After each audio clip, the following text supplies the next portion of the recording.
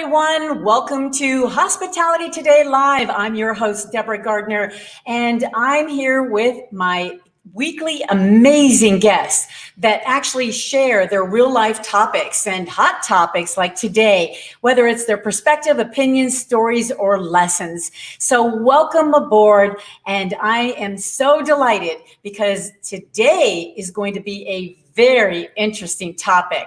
We have with us attorney at law with Grimes Law Offices, Josh Grimes, here with us today. And he primarily specializes in the meetings and events industry within the hospitality industry as well. And today he's going to talk about his perspective on marijuana and the obstacles that we are going to be able to face, which we will face as meetings and events start coming back into play. We know in person is going to be bigger than ever before. And so is this topic as it is growing and growing. And Josh is here to answer all your questions directly from him. And the big question we want to know today is the meetings and events industry going to pot? Well, stick around and find out.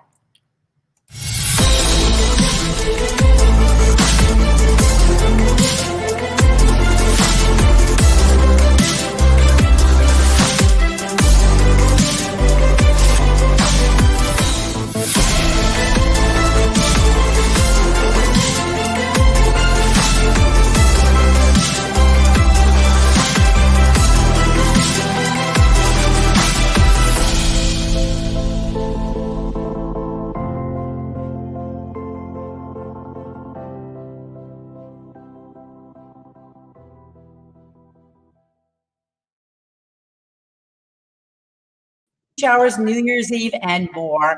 Well, we are here today for a very, very interesting topic, as I mentioned earlier, and we have Josh Grimes with us here. Hi, Josh. Hi, Deborah. Hi, everyone. Great to be here. Great to see, at least see you, Deborah.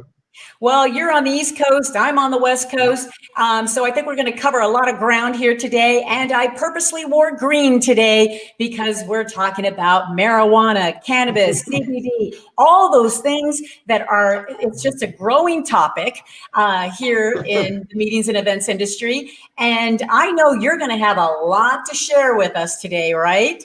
Sure. Although I should say from the outset, if anyone's watching because they think I supply, that you have to go somewhere else. Well, we already have some fans that are already actually taken a chance here to say hello to you. One, we have our wonderful David Kleiman, who is saying hello from Tucson, David. And Visibly Media, who's such a big fan, always here as well. Interested. She even says hello to David back in Tucson. So we've got a circle of a family of fans here for you already. And that is going to just probably start the whole conversation because I know people are going to have questions for you. Now, we're going to dive into this because we could spend hours on this topic. And we know it's being discussed at conferences, boardrooms, hallways, so many different areas of the industry. And we know it's been very popular in the health and wellness area, but we also know that it's really coming to play in the meetings industry. So are we going to pot? What does this all mean to our industry? Well, yeah, the answer is yes, we are. And not just in the meetings and events industry, but just in general. Look, 5 years ago, where was cannabis legal in the United States? Almost nowhere. Now it's legal in more than 10 states and in Washington, D.C. And even in places where it's not legal, in many of those places, it's decriminalized.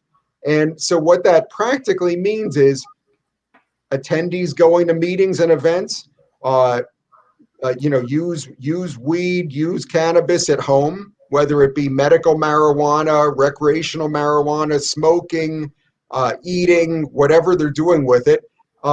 They're doing it, and they're also going to be doing it at your meetings as well. Right, and I think the marijuana, cannabis, CBD, that entire industry is getting prepared for the big boom because the National Cannabis Industry Association which says it's like a $10 billion industry, just had a huge conference in Chicago. I think there were like 400 of them at the Fairmont. And it was a lot of cannabis entrepreneurs, potential investors, exhibitors, not to get high, but to do $1 million deals. And it's business. And just to show you where we're going on this, and again, I said to Deborah before we came on live, it's so refreshing to be talking about this as opposed to COVID. But let's go back to before COVID, what we were seeing, and I remember even an article in the New York Times about this in Arizona, in a Scottsdale area business. There are actually, it's not just with cannabis, with people doing it on the side, buying it on the side, bringing it to meetings. You can actually engage cannabis concierges, if you will, who will come to your meeting, like setting up a bar. They will set up a variety of edibles, some smokable, cannabis, and you can have your attendees do that right next to the bar where they're getting their whiskey and their mixed drinks. If it's legal, it's legal, and it's now becoming more of an accepted practice, especially in meetings with meaning sort of younger than me, kind of people who have grown up with it more than, when I was a teenager, if people were doing it in the alley or in the bathroom. That's long gone. Right. And it is becoming more noticeable than ever before, not only in the meetings industry, as you mentioned, but others. I was watching the UFC fighting the other night with my husband, and at the press conference, Diaz was actually smoking during the press conference in front of all the reporters. So it's going to be out there more than ever. And I think it's going to be a very creative portion of our industry. I know I have a couple pictures here to show. For example, we've got, of course, the mushroom. I think that's a mushroom cookie that is very, very creative. I can see that. I know there's some pretzels that have some stuff in it, no doubt. We know butter is already being used in the meetings and events industry as well, and even beer. Beer is going to start, like you said earlier, the food and the beverage side of things are going to be utilized as well. So it's out there. It's going to be utilized. Right, and we should say that if you want the recipes for any of those things, you should ask Deborah for those. I'm sure you'll be giving them a try. I'm certainly doing my research, that's for sure. Trying to stay ahead of the game. I'm just curious, as a professional speaker, I can just picture myself presenting at a lunch event and everybody's so happy. They won't even hear what I'm saying. Yeah, well, that's one way to look at it. Yes. That's one way to look at it, of course.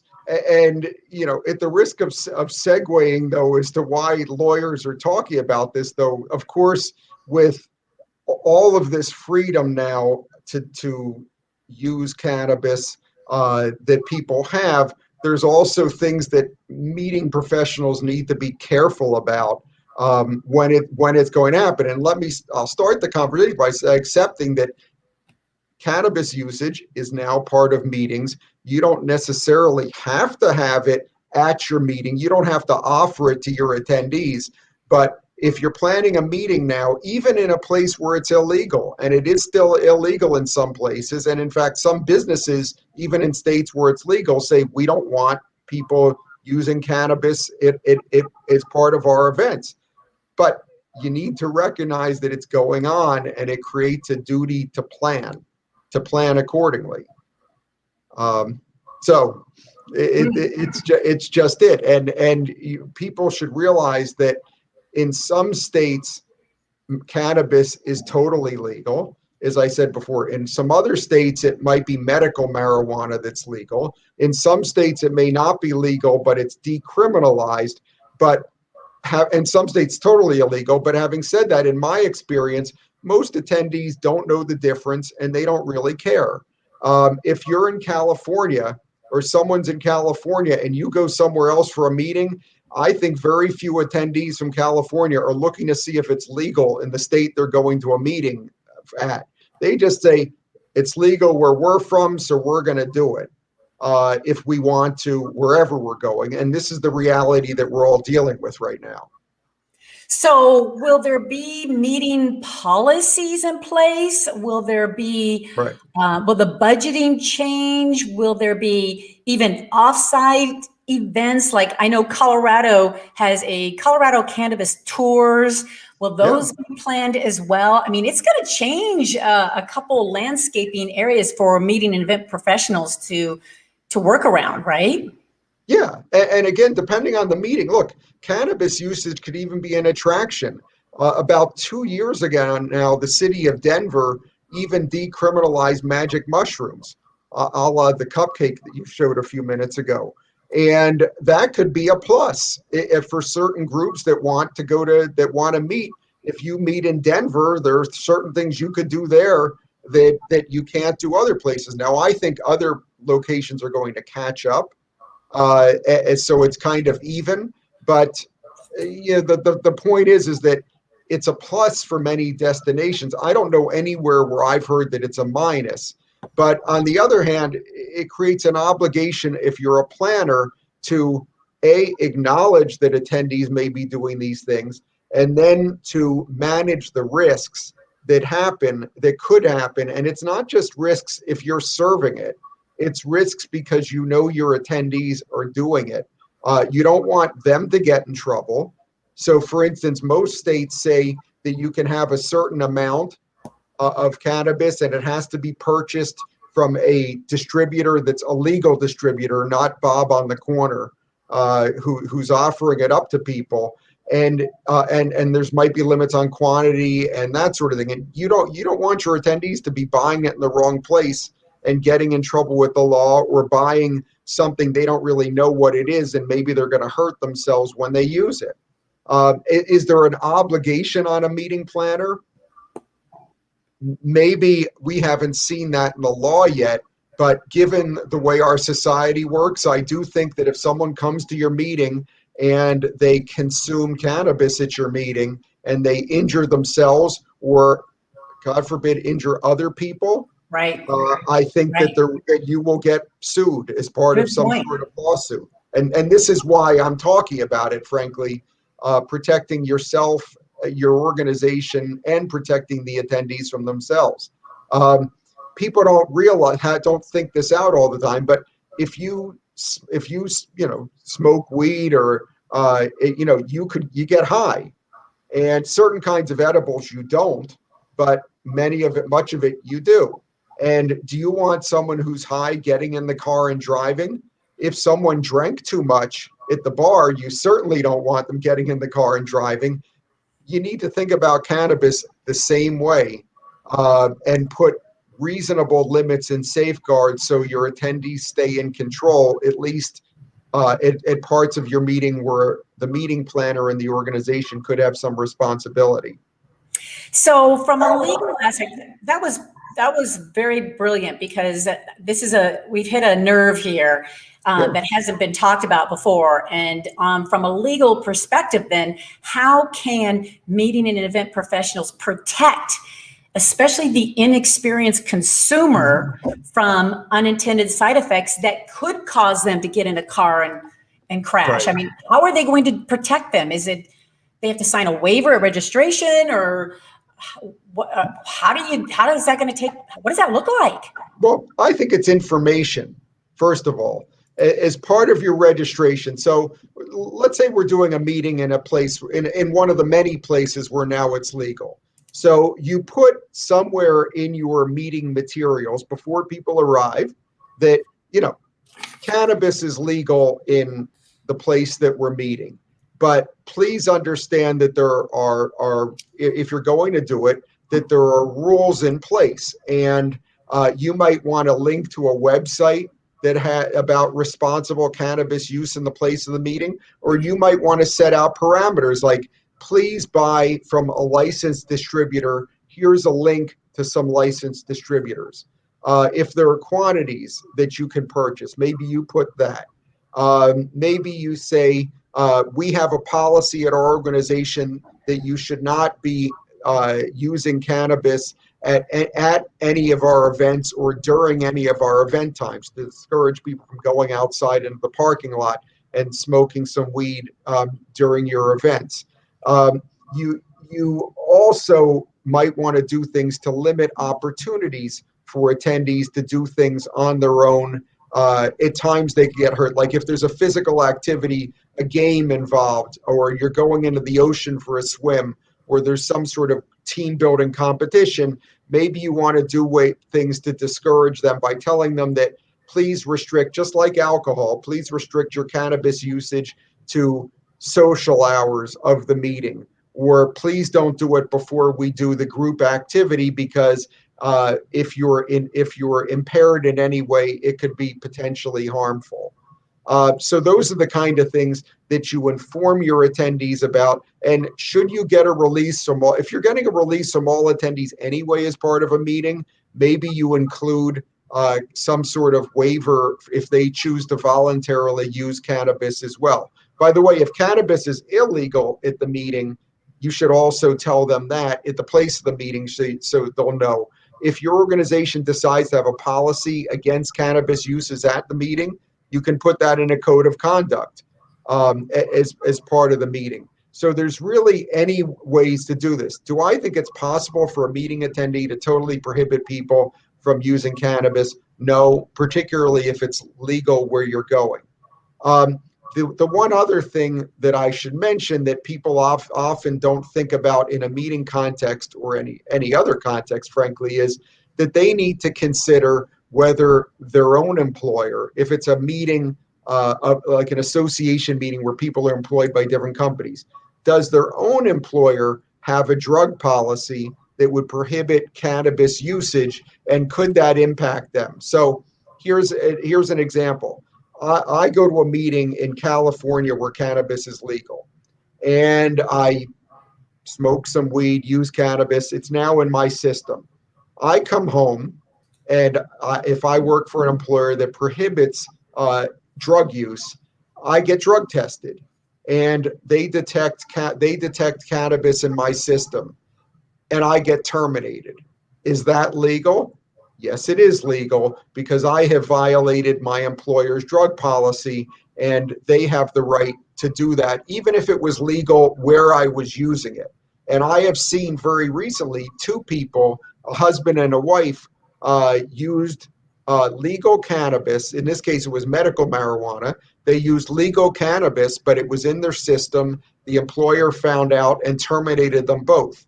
And on top of all this, remember that federally, cannabis usage is still illegal. So that adds another wrinkle to the whole thing and backs up employers' rights to terminate or sanction an employee for violating a drug policy. So something to be very careful about if you work for a company that has a drug policy, notwithstanding the rest of this. Oh, yeah, absolutely. Yeah. And I think that's where everybody's going to have to take on their own responsibility to find out, what is legal and what's not. And you mentioned earlier that, there's probably not that many places that will not legalize it eventually. But I wanted your opinion on federal properties, like national parks and monuments, and that includes convention centers. Do you think that convention centers will not be able to see this come to fruition for them? Well, most convention center activity is indoors. Of course, if you have a convention center that has a really attractive outdoor area, and I'm thinking like San Diego has that terrace that goes down from the front, and many of the others in warmer parts of the country have large outdoor areas. They have the right to ban cannabis use. Now, if you do it off-site and you come on site and you're high, there's not much they're going to do about it, just like if you drink off-site at a bar and then come to an event. And frankly, it should be handled the same way. But I don't think it would be, I think it's easy to prohibit it from someone from using cannabis on site, but it's not easy to prohibit someone from coming on site with it in their system. And that's not just for venues, it's for meeting sponsors as well. That makes sense. So again, if you're doing an athletic event or a team building exercise, I think you should have a waiver. and include in there not just that you shouldn't show up for the team building event with alcohol, having just drank a lot, but if you've used weed and you're high, you also should not participate. And if you do, you accept the risks. Because liability wise, we're so new in this. But now that we're going back to in-person meetings, look, if I wanted to sit here and smoke weed before this webinar, I don't think I'm going to hurt anybody, right? But but except you maybe get a spicier presentation from me. But now that we are going back to in-person meetings, more risk is there. So it's once again something to think about. Right, definitely. So I think it's going to be a matter of our industry educating ourselves, even to the point of understanding the language, the lingo, because, and it's really easy to look it up on Google. And it was funny because I had a chance to do that. And I was looking at some of the words that we need to educate ourselves on, like diamonds, trim, ice wax, hog leg, pre-roll, hash, cottonmouth, and even, get this, hybrid. Hybrid is actually a language within this whole arena. And hybrid in the marijuana world means strands made by crossbreeds of two different plants. Almost sounds like our technology that we had to educate ourselves on the hybrid status as well. That's right. And just to scare everyone, these are all terms Deborah mentioned that in the next 2 or 3 years will make their way into your hotel and venue contracts. Isn't that something? Well, I was joking, but Wow. You never know. Look, who would have thought even cannabis, magic mushrooms, synthetics, all sorts of other things are going to be in the lingo of the meeting industry, just like hard liquor, beer and wine only, and all sorts of other things that we've been dealing with for years. So I think the conversation needs to start now, because we'll definitely see a change in this area quite a bit, and it's going to be interesting, I think. But I know you and I both are just ecstatic about this industry. We call it our happy place already. I can't even imagine after having a smoke of weed how happy everybody's going to be. But hey, we bring everybody together to have a great time and to be educated and connect. And I believe this is going to take part. I really do, very, very strongly. Yes. And Yes. What better way than anybody that wants to be educated about this is to talk to somebody like you that knows what is going on starting now, if not earlier, because like you said, it's not going to go away. No, exactly. And in fact, I think it is a natural part of the meetings discussion going forward. I think that some cities and states have embraced cannabis culture as a way to generate business. And I think it will happen all the more. I think the locations, it's like there's certain parts of the country, meeting in Las Vegas. People love to go to Las Vegas. As an attorney, the contracts I have to help people with for meetings in Vegas aren't my favorites, but I understand it's an attractor because there are things you get there you don't get other places for an attendee. And I think this will be the same sort of thing, that places where, especially younger attendees who are growing up more with cannabis, where they can feel at home and have use of these things, will do better as one element of their meeting package going forward. Right. It's more acceptable for the younger generations. And we're going to have 6 different generations by 2023 in our audiences, in our meetings, in our hotels. So we have to get up to speed and make sure that we are fully well educated on how this is going to be handled. And I know it's going to be very, very accepted. And I know you're going to be very busy with the meetings and events industry, because everybody needs to talk about it and talk with you about it as well. So, so I appreciate you sharing all of this right now. And I know people are going to want to connect with you to talk to you in length about it. And so I thought we should put your information up here along with your website and your email. Is there any other way that anybody can connect with you as well? I'm on LinkedIn under Joshua Grimes, and that's pretty much the best ways. Some of you who are on this probably know me because I almost do almost as many programs as Deborah, maybe half actually as many. But I'm very active with MPI and PCMA and various other meeting industry organizations. So there's a lot of ways to find me. And you've already been out there. I haven't even been out there yet. So you've been traveling. How was your first experience doing a live event? Yes. So I spoke 2.5 weeks ago at the beginning of June at the Incentive Research Foundation event at the JW Marriott in Marco Island, Florida. And they had COVID restrictions in place, regulations, which actually the CDC right then changed everything. So they relaxed some of them. You have to stick, look, when you're doing your first in-person meeting, there's some element of caution, sort of dipping your toes in the water. But it was very natural to get back. It was comfortable at all times. It was also apparent that if you have your own hesitations about meeting in person, that it's on each attendee to take care for themselves, to take measures they're comfortable with, because by and large, the population is now moving to mask-free and no social distancing, because that's what we're naturally used to. But there's no substitute in my mind for getting back in person, seeing people in person, socializing in person. There's a little extra challenge moving forward for meeting professionals and suppliers to do their contracts in a way that everyone feels comfortable. If, and we hope not, but if there's another variant with COVID that ratchets up the restrictions again.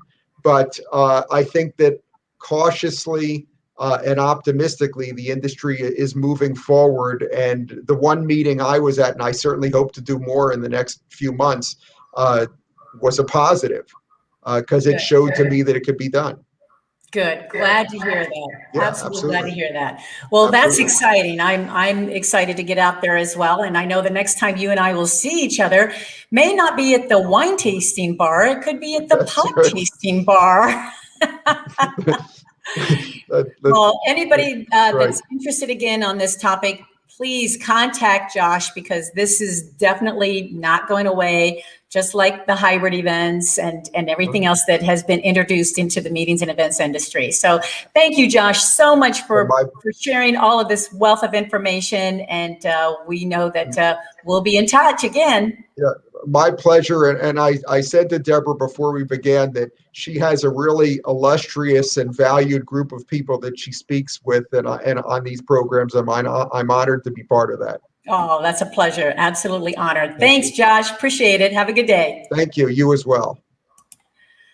Well, what a great and interesting topic, right? And who other that knows all of this? The expert Josh Grimes. So again, I highly recommend any meeting and event professional or supplier even contact Josh, talk to him about this, because you definitely want to be on top of this now, because it is going to be the next hot thing that's going to happen to all our generations that attend our meetings and events. So thank you so much for joining us with this great conversation. And if you want to see it again or want to share it, by all means, just go to our Hospitality Today Live Facebook page or YouTube channel as well. And if you'd like to share your opinions or want to contact us, please do so at hello@hospitalitytodaylive.com. We'd love to hear from you.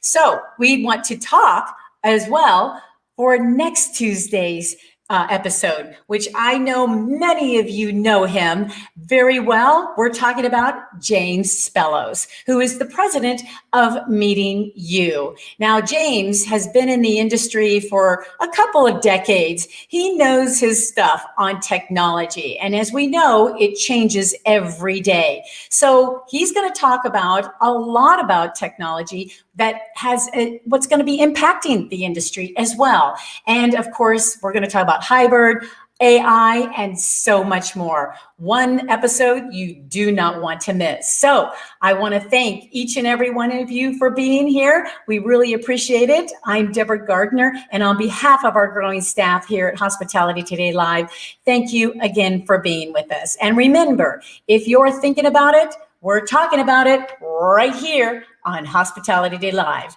Have a great week, everybody. Bye-bye.